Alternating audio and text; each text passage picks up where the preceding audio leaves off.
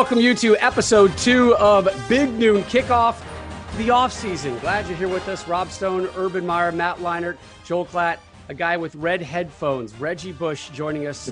So much to talk in college football, but guess what? The lead story is upstairs in that right corner. Reggie Bush is back, baby, at USC after that NCAA mandated 10-year disassociation between Reggie and USC. 10 years is up today, and you are back for all of us. And I tell you what, Reggie, for the entire college football community, welcome back, my friend. Welcome back. I appreciate it, Rob. But, you know, we were already kind of back. I mean, we had the #1 show last year, and people might have heard of us a little bit. But I'm excited to be back. Can't thank people closest to me for supporting me enough, you know, just throughout my life. People like my wife, people like Matt, who's sitting right there. I can't say enough about Matt and just about how much he's truly had my back and supported me. And I can't thank him enough because that's what it's about. You know, when you build those relationships on a football field, the relationships that we built while we were at USC, those extend far beyond the game. And I consider all those guys my brothers. And I just can't wait to get back, man, to get a chance to know some of these younger guys and leave an impact on them. Yeah, it's a great day to be a Trojan. And, you know, Reg, you and I, we've had a lot of conversations about this day. We have. You know, a lot has gone into this. I'm happy for you. I'm proud of you. I know it's been a long road to get to this point. And I think the most important thing for everybody is just now it's time to look forward. And you back at USC is such a great thing. And I'm proud of you. I'm happy for you, man. I know the whole USC community is really happy that you're back. You know what, the thing that I think I'm most excited about is to the thing that I'm most excited about is to get a chance to take my kids to the campus, you know, where daddy played football, and just show them, because it is truly a beautiful campus, you know. So to be able to take my wife and kids to the campus, man, I can't wait. Reg, we were back inside the Coliseum last year for a USC game when we took the show on the road, a Friday night game. I could see it in your eyes. I could hear it in your tone that the Coliseum, that USC was home to you a little bit, or a big bit.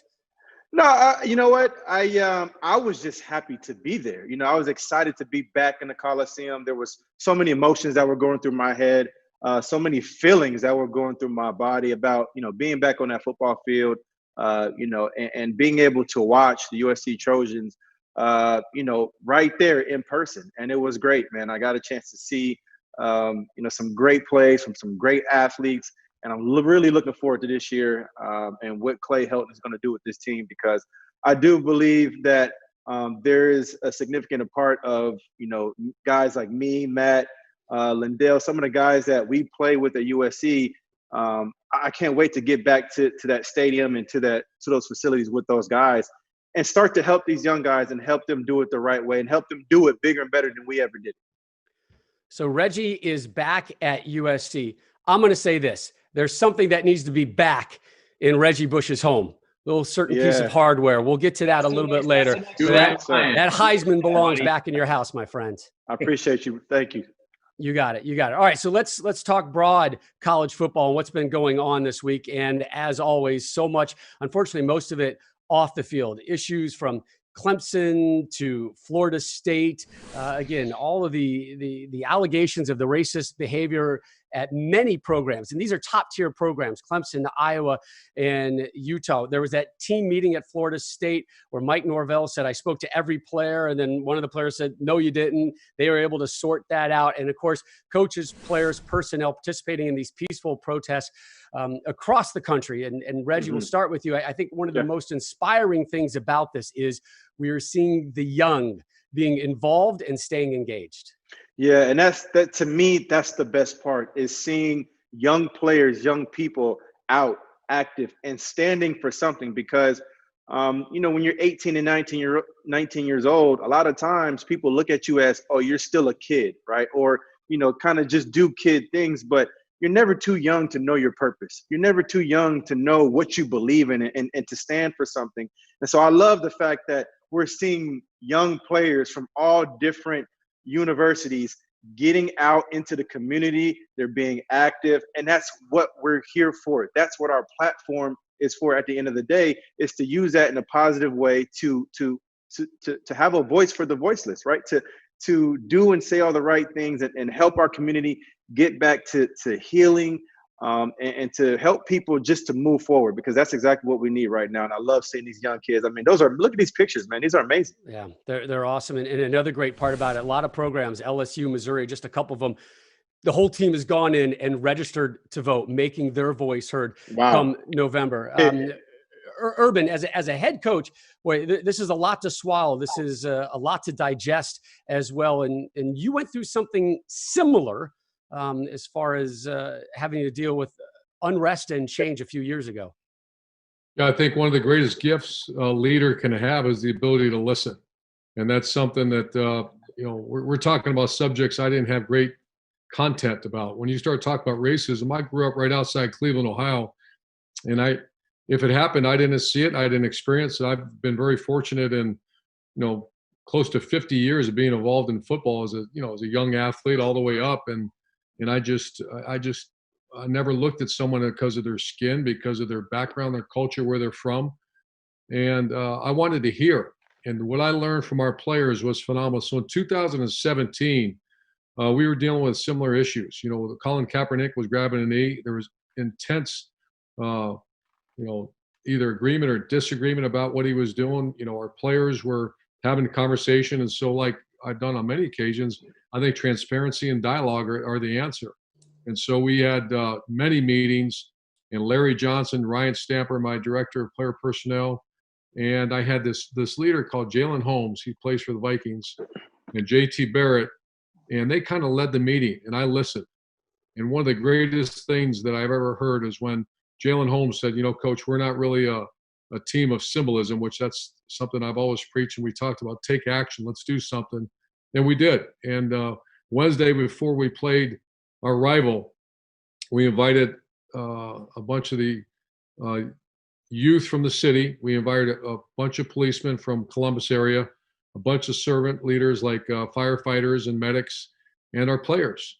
And it was incredible. The dialogue, we had people from each unit spoke.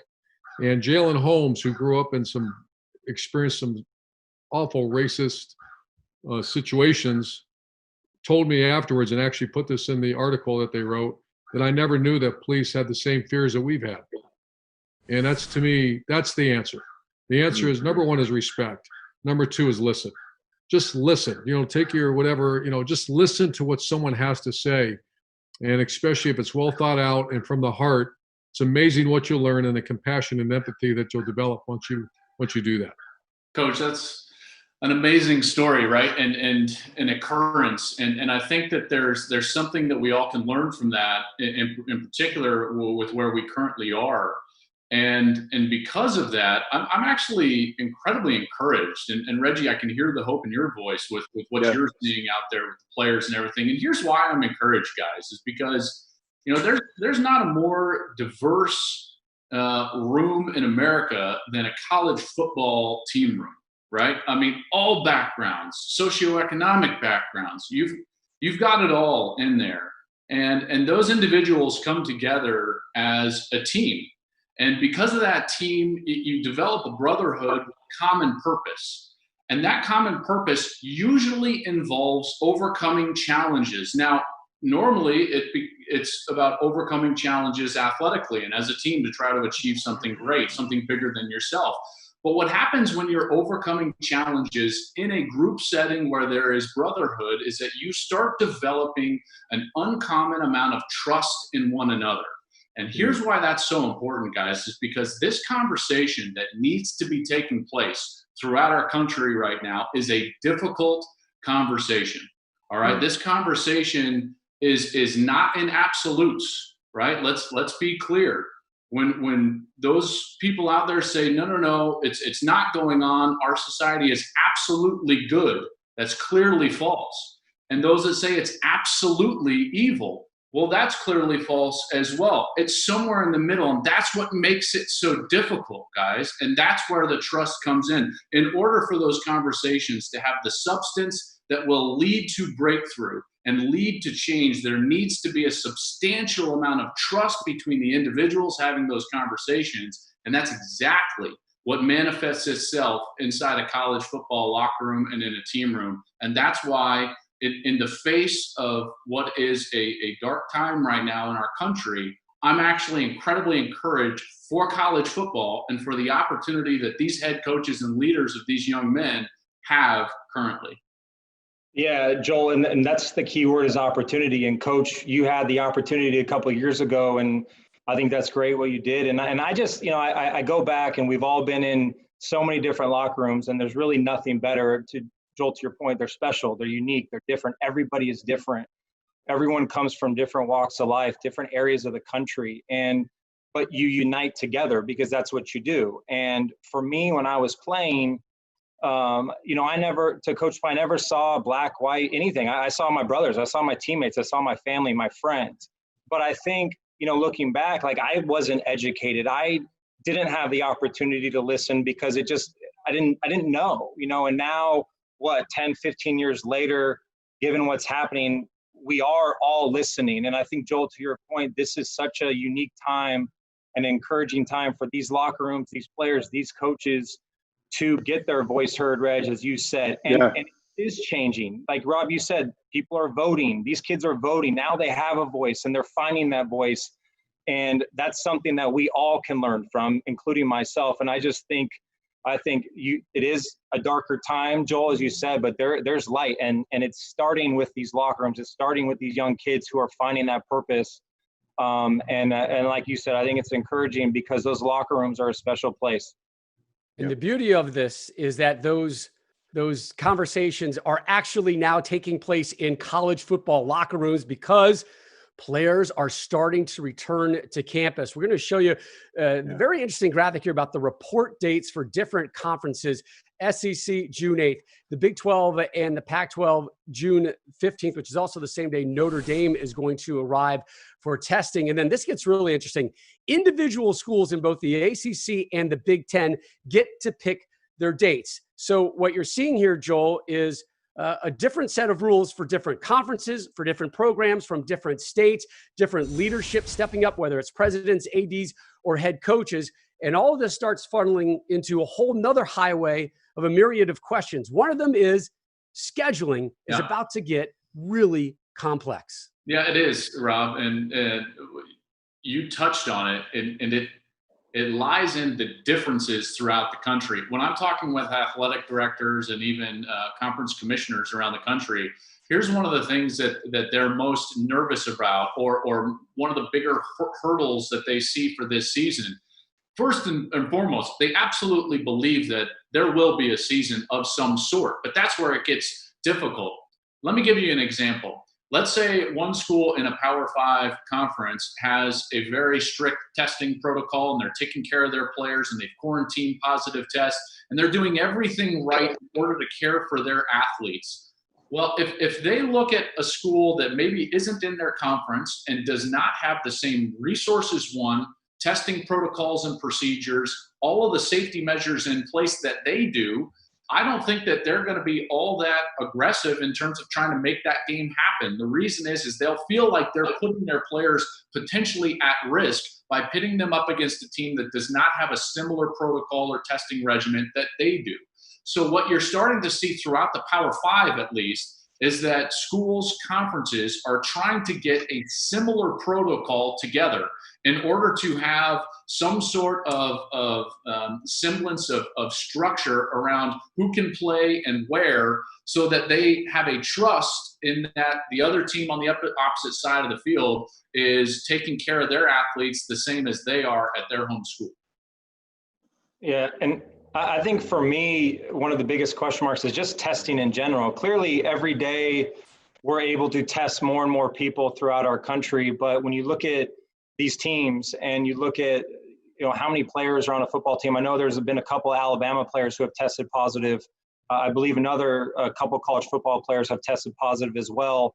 When these teams and players start getting back to practice and they're on campus and they start meeting and they're in these meeting rooms and you still have to follow these social distance guidelines, but it's really hard. We all know, the testing, how do you test kids and how do you test the staffers? And what if some of these staffers and these coaches and administration have underlying health conditions, then what happens? How do you social distance a coach who may be older, maybe he's in his 60s, maybe he's in his 70s, from his position group or his offense or his defense? Those are just a lot of the details that have to go into this. And again, this is a fluid situation and things change daily, but I think we all want sports back and we all want college football back, but the most important thing is the health and safety of everyone involved. And to me, that's just a big question mark right now in June. Yeah, I think, Matt, what you're alluding to is how do you do social distancing with a contact sport, right? And it seems just very tough and in some ways maybe even impossible. But the other thing that interests me is if you're an ACC or you're a Big Ten school, you want to be somewhere in between that June 8th date when the SEC starts and that June 15th date when the Big 12 and Pac-12 starts, because you don't want to get caught. You don't want to get left out. You don't want to get caught behind. You want to get as much repetitions and practice as possible. So I know these schools are left to decide on their own, but if you want to be competitive, especially the Big Ten obviously has been one of the best conferences, in recent years. You want to be somewhere in between there, if not closer to the beginning, so that you can compete. And Ohio State has a greater chance of any to be in that conversation, for the national championship at the end of the year when it's all said and done. And Coach, obviously you know them very well personally, but I would ask you, if you were in this position right now and you still had to decide the date, what would you do? Well, the early date's not that important. The one that's going to be important is when you can start practicing. And there's a term that I have not heard it very often. I have behind the scenes talking to some of the coaches, that's competitive advantage. If someone has a competitive advantage over you, you shouldn't have to play that game. For example, if someone's been practicing 2 or 3 weeks more ahead of, that's a competitive disadvantage that you're at. So that's going to come up in a big way soon. Here's the issue with conferences. They're all independent contractors. There is no equity in college football as far as conferences. Every commissioner, every group of presidents, their number one responsibility, and this is coming not opinion, this is experience. The SEC is worried about the SEC. The Big Ten, I've sat in those meetings. The Big Ten's worried about the Big Ten. When you start talking about football as a sport, that's obviously it's the number one source of revenue for all universities that play high-level football, not all, but for the ones that play high-level football. That's not just for the football program, that's for everyone. The financial impact that football plays, and ever since the advent of these large television contracts, that's why you see teams jump conferences. That's why you see A&M jump to the SEC. You see Nebraska jump to the Big Ten. It's not there's no equity in conferences. There's zero conversation about that. It's a fight for whatever you can get. And you're going to see that this year. You are going to see a fight for what you can get. For example, there's 4 hotspots in the Big Ten. You have Baltimore, New Jersey, Detroit, and Chicago. They had really tough exposure to the COVID-19. That's a major part of conversation right now. Will they be able to play? When can they come back? What kind of testing? SEC, primarily rural in the South, were relatively really haven't been that impacted by the COVID-19 virus and the lockdown. They're, according to some guys I talked to, they're ready to rock and roll. Let's go. So there's a big difference right now. And I can promise you, I guess I got to be careful how I say this, but I don't think there's a lot of concern in the SEC for what the Pac-12 does. I don't think there's concerns in they're worried, and whether it's right or wrong, you take care of your conference. And when I was the head coach at Ohio State, I take care of Ohio State. That's what I'm paid to do. All my focus is on Ohio State. And that's what you're seeing right now with the commissioners of their conferences. It's interesting, Coach. I get a lot of people asking me, hey, is NFL coming back? Hey, is college football back? And the NFL question is a no-brainer. Yes, they're coming back. Why? Because they're all under one tent. They got one commissioner. They essentially have one person to report to that says, here's how we're doing it. Go. College football, it's splintered. It's all over the place. And there's conversations out there that maybe college football needs that one governing body, that one voice to say, this is how we are going to do it. But I know, Coach, you and I have gone offline about this back and forth a lot. Those ADs, those school presidents, they're the ones in charge right now. And they're the ones making these really difficult decisions in these challenging times. But we do feel college football is coming back. And when college football returns, There's going to be a lot of good running backs out there. That's what we discuss next. Big Noon Kickoff, the offseason, now focuses in on the rushing game. Here's your top 10 rushing leaders that are returning to the game. And not a lot of household names outside of number 1 and number 3 with Chuba and Travis. Plenty more on those guys coming up. So the gang joins the running back conversation right now. And as we did last week, we listed our top 5 quarterbacks. It elicited a lot of social reaction out there. What a surprise. I have a feeling we're going to do the same thing with the running backs, right? So let's start at number 5. And this is the cumulative results of all of us, plus our partner, Brady Quinn. And we got Kenneth Gainwell from Memphis checking at number 5. He had 16 touchdowns as a freshman last season. Number 4 from the Big Ten, Journey Brown at Penn State, averaged 6.8 yards per carry last season. That was second best in the Big Ten, and he finished strong his last 5 games, averaging over 118 yards rushing a game. Go to Alabama. They always have a good running back, right? This time it's Najee Harris, over 1,500 scrimmage yards last year, 20 touchdowns. Those touchdowns tied for most in the SEC. And then it's the big 2, and it's Chuba that goes to number 2. Remember, last year he led the nation with over 2,000 rushing yards, was the Big 12 Offensive Player of the Year, had 100 rushing yards in 12 of 13 games last season. The only game he didn't, it was a blowout win over McNeese State. And number 1 from Clemson, Travis Etienne, most career touchdowns in ACC history with 62. Clemson, though, does need to replace 4 of 5 starting offensive linemen and a couple top-tier wide receivers. So we start talking about these running backs, and let's start at number 1. Matt, why is Travis your number 1 running back in the nation? I think he's the most versatile running back coming back. I mean, you could have made a case last year. He was one of the top 2 or 3 backs in the nation and potentially a first-round pick. He elected to come back to school. The only player each of the last 2 seasons to have 1,500 plus rushing yards and 20 plus touchdowns. He reminds me a lot of Reggie, to be honest with you. He's really explosive when he has the ball. We all know he can hit the home run as soon as he breaks and sees green grass. But something else, he led the nation last year with broken tackles with 91. So this is a guy who not only can get outside and have the home run threat, he also can run between the tackles. He breaks tackles, and he can get to that next level. And I just say this, when we think of Clemson the last 2 years, I think we've focused on Trevor Lawrence. He had that breakout year as a freshman. Last year, he still led their team to a national championship. In my opinion, Travis Etienne has really been kind of the catalyst that made that offense go the last 2 years. And that's why I think despite offensive line potential issues and they lost their receiver, I still think this kid is going to have a monster year this year. Yeah.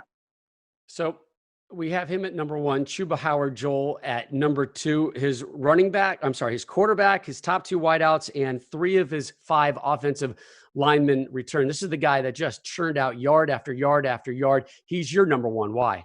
Yeah, and you said it right there in the question. He has more returning around him. Listen, this was a really tough vote for me. Not quite as tough as the quarterbacks with Fields and Lawrence, but this was very tough. And I went with Hubbard because he has more experience on the offensive line. He has more experience at wide receiver returning on that offense. So there's not going to be as much of a focus just on him from a defensive perspective, even though there should be. You also touched on it. His only non-100-yard game was McNeese State when he only touched the football 8 times. He still averaged over 5.5 yards per carry in that game. This guy was a track champion in Canada in his high school days. He is fast. I mean, blazing fast. I love his production and the fact that he didn't really slow down, even though he was getting a large number of carries throughout the season. He got over 25 carries per game, and yet he continued to churn out 100-yard games. I expect big things from him, in particular with an offensive-minded head coach in Mike Gundy. The Heisman Trophy has really become a quarterback trophy as of late. Since 2005, only 3 running backs have won the Heisman. 2005, our guy Reggie up there. And then the next 2, both from Alabama. You had Mark Ingram in 2009, Derrick Henry in 2015. How is Christian McCaffrey not on that list? I'm sorry, Rob. I mean, what are we doing right now? Anyway, I digress. That's all right. Digression is a good thing. It's the off season. You're allowed to digress. Reggie, Najee Harris, why is he your guy?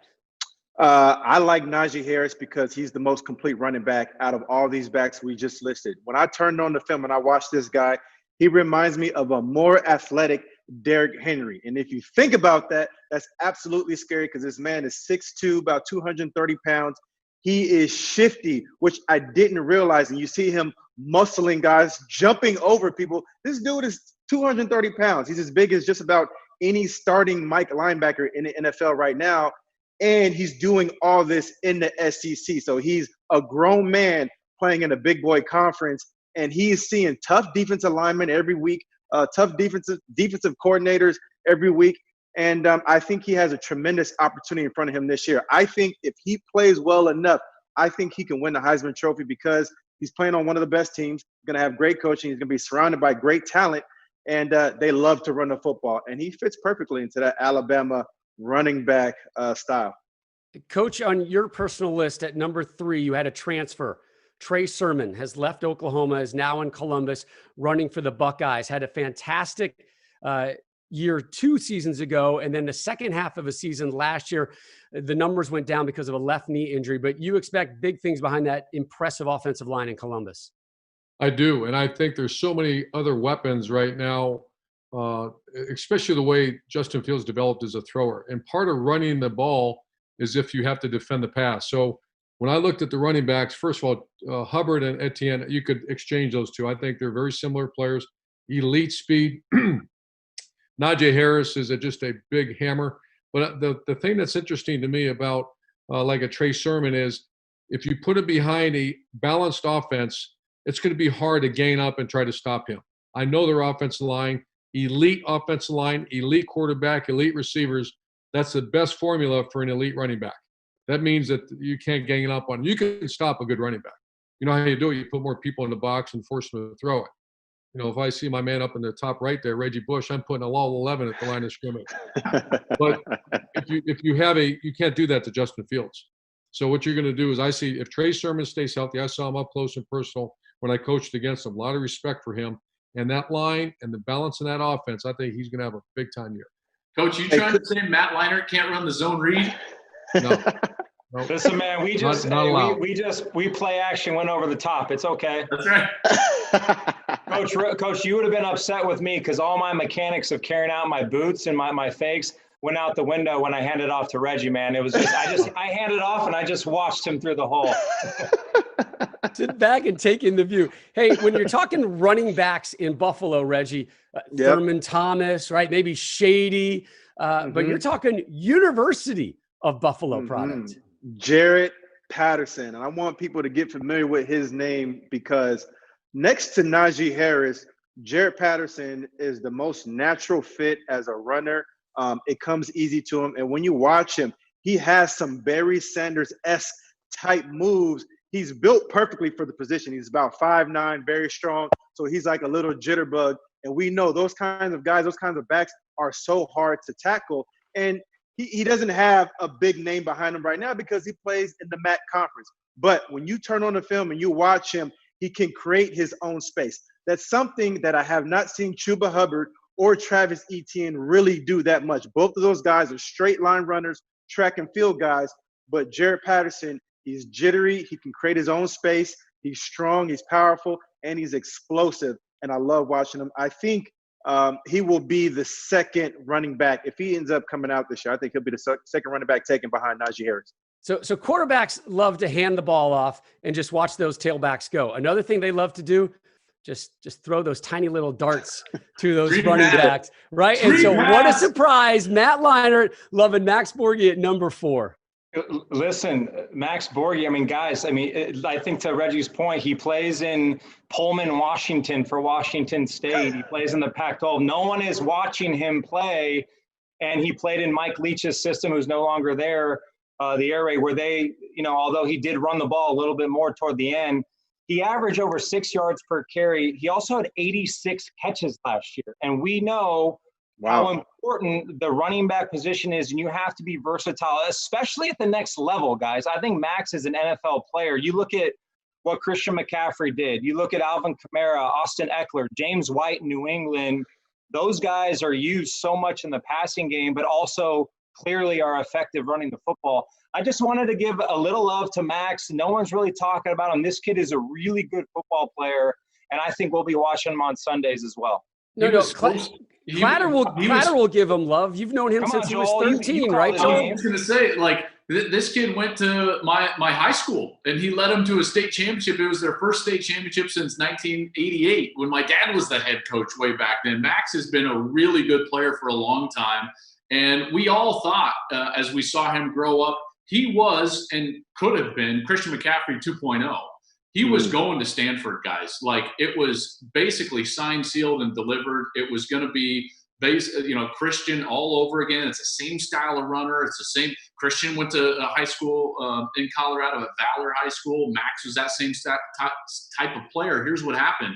Max didn't have enough credits to get into Stanford. And if you guys know about recruiting with Stanford, you have to get admitted to the school before they can actually sign you as a player. It's one of the rarest things throughout college football.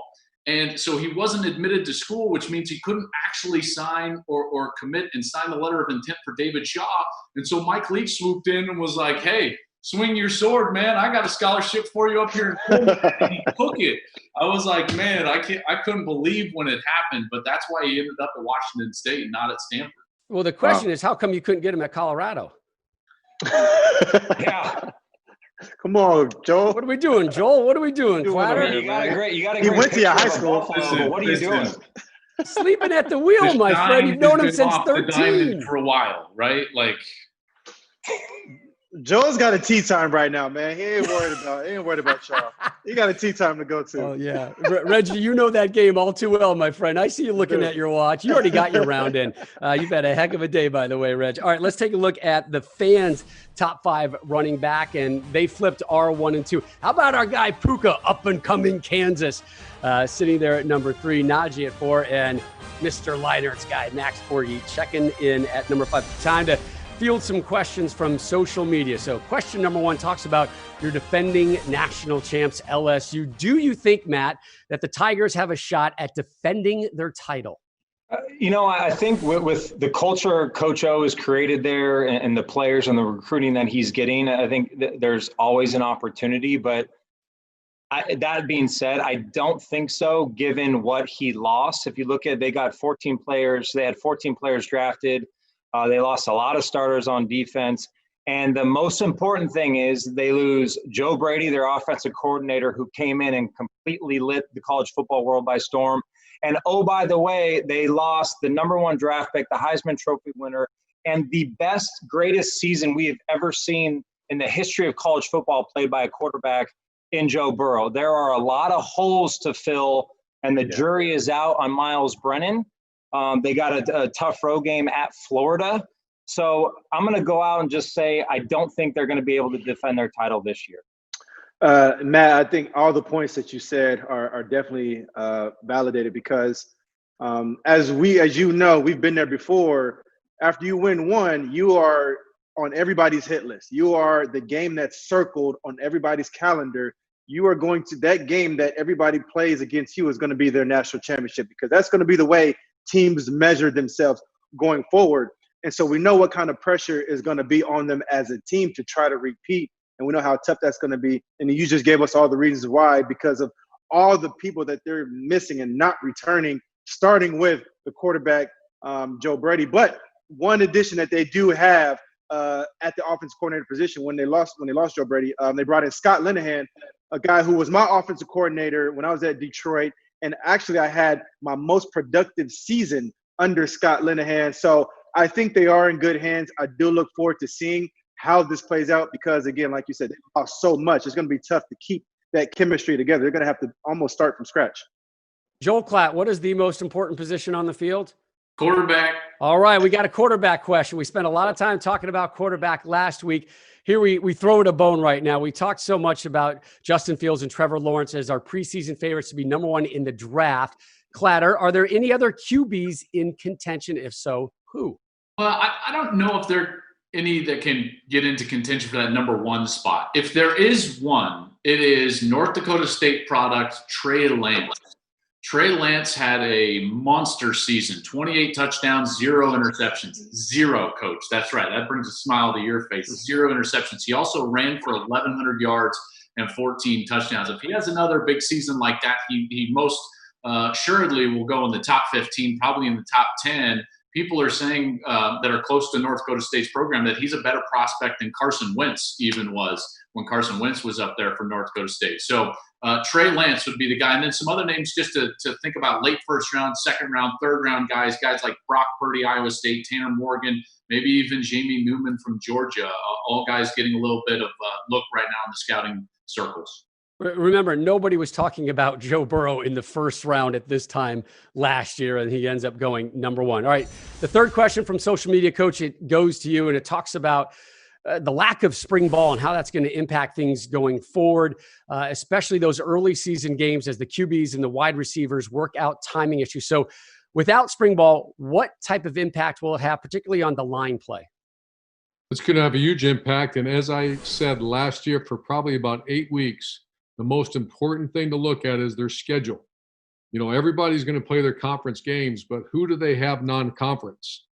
And if you have an experienced team that's playing a weaker non-conference schedule, you're very conservative, very cautious, just getting your guys healthy and make sure you get them to the big games, the dance. So yes, the offensive line is absolutely essential that they perform well, but who are they playing? And that's what I'm going to keep back. All summer long, you're going to hear me saying that the teams that have returning quarterback, returning staff, and that play an easy schedule have such an advantage over everyone else. You look at USC, going to have to go play Alabama. You look at Oregon, Ohio State, the Wolverines going to go to Washington. Those are big games. What if they don't happen? Do you realize in the coach's mindset, that changes the world? You take Oregon off that schedule and throw another MAC team in there, that's your spring practice. You just are now looking at your spring practice.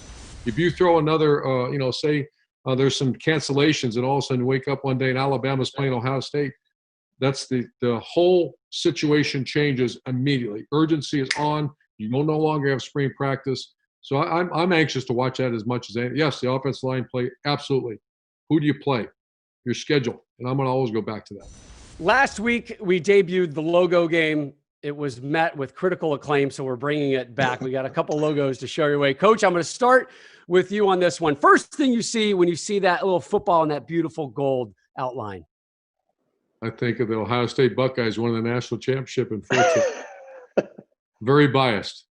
Of course, of course. Reg, what do you see? I see national championship that we won when we were at USC. I was going to say the same thing. I see us whooping on Oklahoma. I see us beating Michigan. So the real question is, Joel, what do you see? Right. I was going to say, okay, well, certainly not my own national championship. How about a game I'd desperately love to call someday? I don't know. Can we get that done, Fox? Or how about this? Sheer brokenness, right? To me, it's the symbol of a broken college football. There's so much that needs to structurally happen to fix college football, and to me, that logo epitomizes all of that. All right, this is Reggie only, baby. Reggie only. You see that logo? What is it, kid? Your boy's back, baby. Let's go. That's what it is. That's it. Drop the mic. Drop the mic. That's it.